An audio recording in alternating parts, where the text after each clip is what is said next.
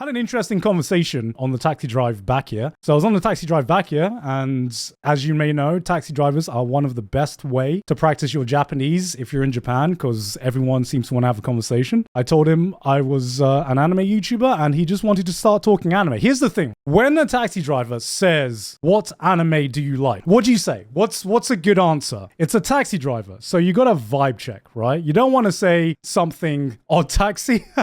If a taxi driver actually watched Odd Taxi, I'd be very impressed. I always got to vibe check how much the taxi driver knows and watches anime. And my default answer, if I want to seem like a normal tourist, One Piece, One Piece, everyone knows One Piece. If I think they might know a little bit more, I shoot them a hook, right? And the hook is always JoJo.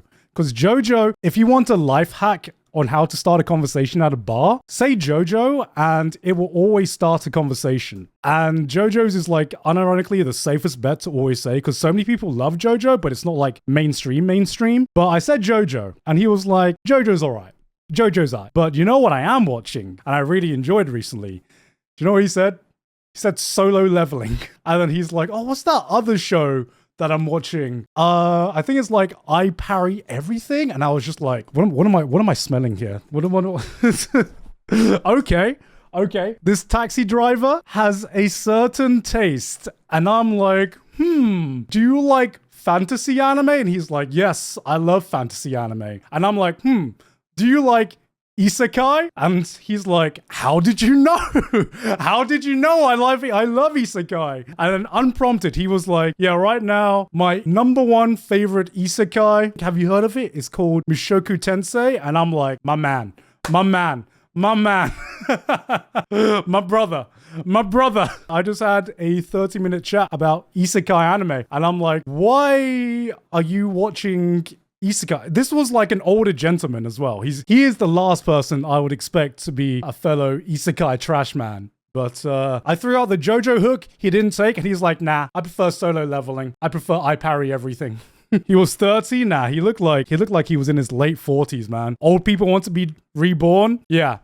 I mean, he said, yeah, I really like Mushoku Tensei. I like Reincarnated as a Slime. I was like, man, you're listing off all the goats, man. Dude, don't be an ageist. I ain't being ageist. Sometimes I can just make assumptions. And he's the first isekai man who I've seen.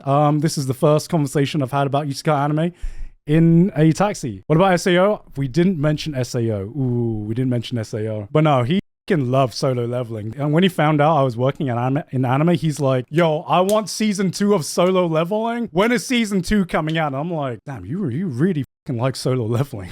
Man really loves Solo Leveling. God damn.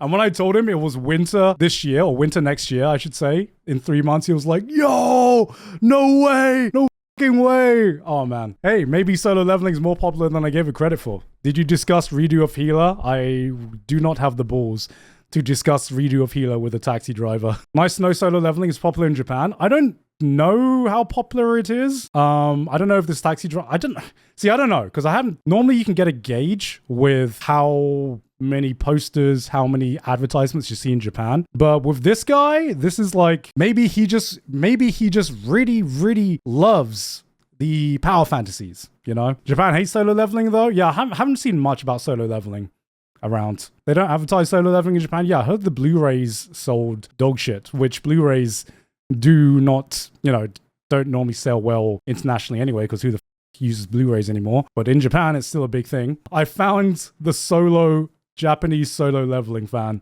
pretty much.